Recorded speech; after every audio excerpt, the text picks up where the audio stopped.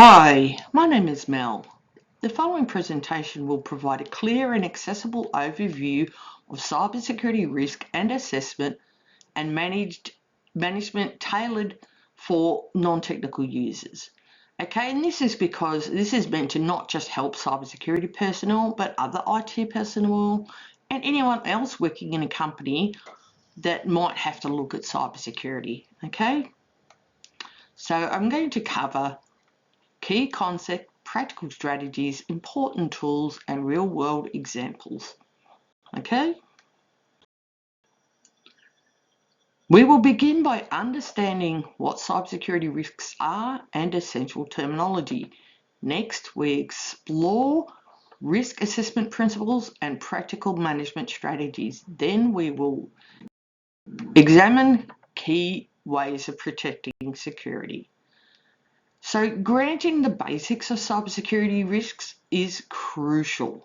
Okay, so the following section will clarify what cybersecurity means, explain risk-related terms, and highlight common types of threats. Cybersecurity protects computers, networks, and data from unauthorized access or attacks. It is important to keep personnel and business information safe from cyber criminals who can cause financial or reputational damage. Risk is the chance of harm from a cyber attack. A threat is anything that can cause harm, like hackers or malware. A vulnerability is a weakness in the system that threats can exploit. Okay. Common threats include malware, which is harmful software, phishing, which is fraudulent messages, ransomware, which is locking of files for ransom, and social engineering, which is manipulating people to gain access. And awareness is a key to helping stop this, or key to prevention. Risk assessment identifies potential cybersecurity risks, evaluates their impact, and prioritizes responses. The following section discusses what risk assessment is, how to perform it, and introduces popular frameworks for guidance. Risk assessment is a process of finding risks, understanding their likelihood and potential damage, and deciding how to address them. It can help organizations protect their assets effectively. The main steps include identifying assets the company has. So this could be any software applications, any servers, a network itself, routers, computers. It's going to be whatever your company has. So identifying assets and vulnerabilities, analysing threats, evaluating risks, and recommending controls. This structured approach helps manage cybersecurity systematically.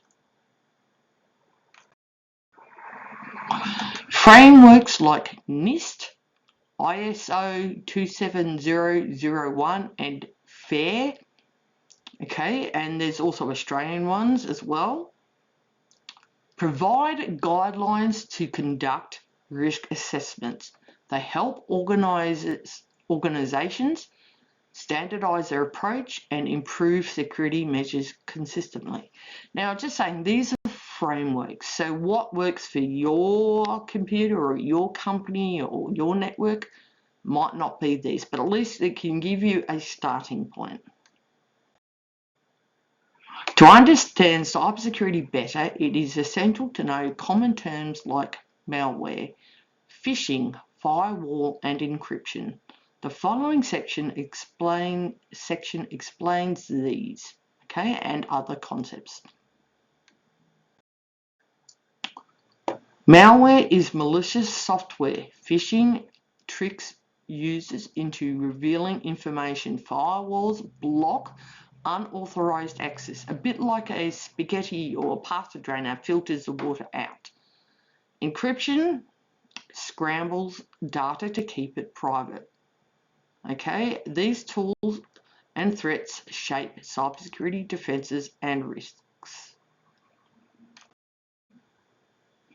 Authentication verifies users' identities, like passwords, while access controls restricts users' permissions.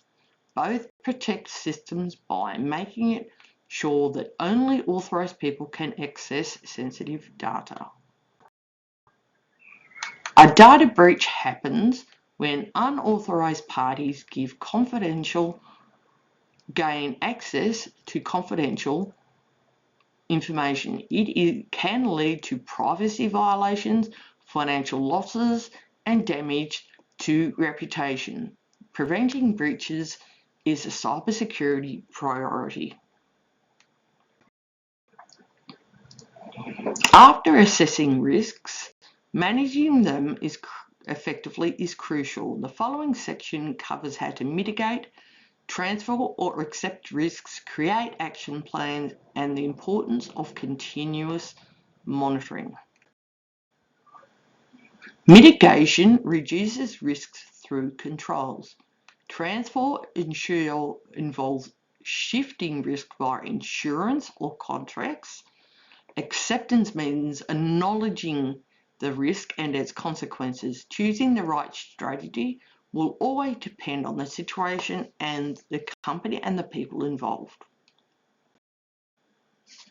An action plan lists prioritized steps to improve security, such as updating software, training staff, and backing up data. Clear plans help organizations respond effectively to risks. Cyber risks evolve constantly, so regular monitoring helps detect new threats and evaluate controls effectiveness. Ongoing vigilance is the key to maintaining strong cybersecurity. And look, through all of this, I want to just say, look, what you have got to do what your company thinks is important. So usually customer data, personal data, financial information, or any company designs or other sort of like secrets you don't want everyone to know, they're going to be the most important things to protect. Okay, not saying everything shouldn't be protected, it should be, but like cybersecurity takes time, it takes money. Okay, so you've got to sort of prioritize and what you want to protect the most, and you can start doing things and like fixing the most important things first, and then down the track fix other things. That's generally probably a good idea. Various tools help identify and manage cybersecurity risks. The following section introduces antivirus, firewalls, endpoint protection, and specialized risk assessment software with practical examples. Antivirus and anti-malware programs, they detect and control and stop viruses and malware. And now, look, that's important. That's something you can put on every computer or laptop, phone, tablet. Okay, I just want to talk because I did go through that slide pretty quickly, but I just wanted to go through it again. And like, just went through the firewall because the firewall I explained before that it's something that filters traffic. Okay, so filters traffic, and you can condition it. It can be a software or hardware or both. All right, so tools, specialized tools like Nessus, Qualys, and Rapid7 scan networks and systems for vulnerabilities, helping organizations identify and prioritize risks efficiently. Okay, so Nessus and some of those are quite good tools, but again, how much are you going to pay and all that sort of stuff. Okay, that's what you need to look at. Learning from real incidents helps understand the impact of cyber risks and effective management. All right, so we're going to talk about this now, real life case studies. We review significant data breach case, highlighting how it occurred, its consequences, and important lessons for prevention and response. Because look, nothing is unhackable. absolutely nothing, okay? It's a case of hopefully you should have regular backing up of all your system, and you should have redundancy, and you should have like incident response plans and everything else. But those topics we will cover in other videos, but I'm just saying, look, hopefully you've got all this. So let's see. Examples of companies implementing strong cybersecurity measures show practical risk management in action and how these efforts minimize damage.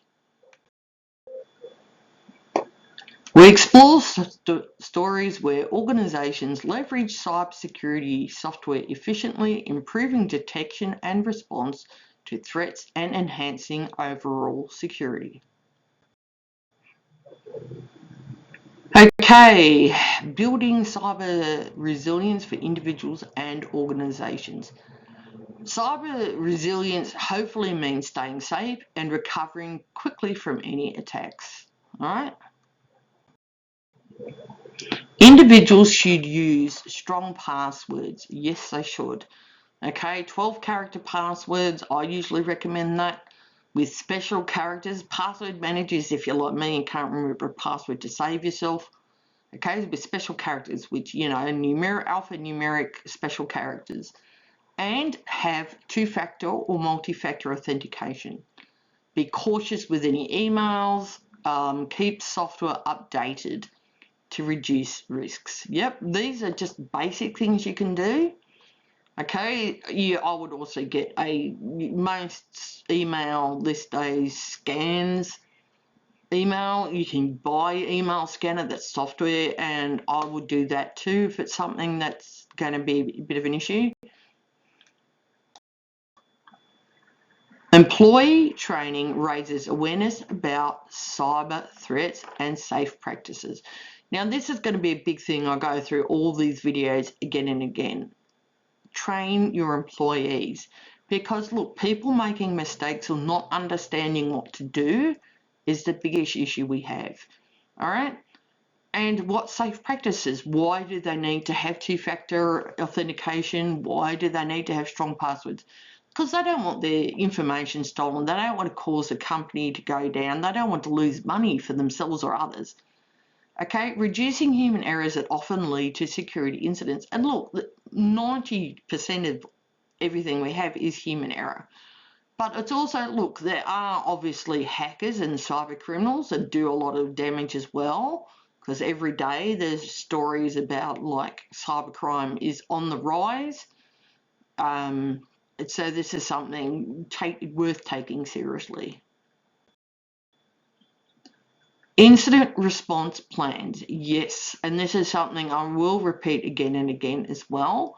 Having formalised incident response plans, just at least think out what you're going to do and how you're going to do it to respond to a cyber security incident, and that will help reduce damage and will restore your operations pretty quickly usually. And that can be important to getting like business continuity and stopping loss of money. And this is just going to help the company regain. It's going to stop, you know, too much in the way of damage, and will stop loss of money, hopefully by too much. And so look, and this is having run books and having playbooks, okay? And having like, this is, if this happens, we do this. If this happens, we do that. And having these sorts of plans is often something you have to do now under multiple different governments across the world, okay? And having incident response plans and having like, you know, common sense cybersecurity practices and policies can help. It's a requirement usually of any cybersecurity insurance, and it's also a requirement for many governments of companies these days. And having all of this and enabling logs, which you can have so people can track back and audit, is something that will help everybody, okay? Detailed insights and advanced concepts, okay? I'm going to explain, this is for just regular people and non-technical users. So I'm not trying to talk down to anyone. I'm just not assuming anybody knows. I'm trying to just educate people in general. I will do some industry specific stuff, but this is stuff I'm trying to help everybody, the everyday people around us, realize what they need to do and why they need to do it. Okay?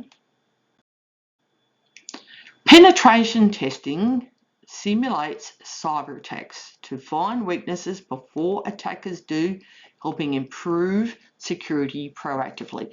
Now, this is something that I do as well, but, and I want to really emphasize this, if you don't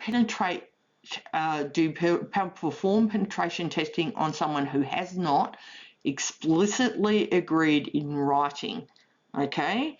The company must agree, so the person who also agrees must have the power to do so. You must tell them what you're going to do, like there should be a scope. Normally they don't want their customer data sort of fiddled with, and that's perfectly fine. And you should ensure that before you perform any kind of penetration testing, okay, that all of their systems are backed up, that all of their stuff is as good as it can be. And you should also do it after their normal operating hours, so hopefully it doesn't interfere with anything, doesn't interfere with the normal work of business, all right?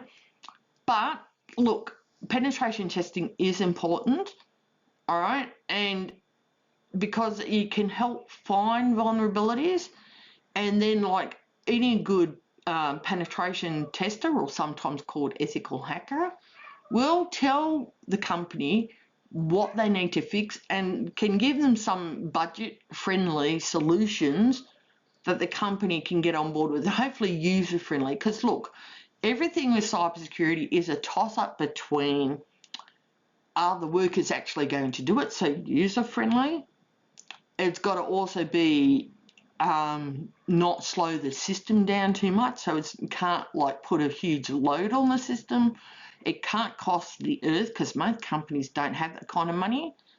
But it's also going to be something that can be adopted reasonably easily.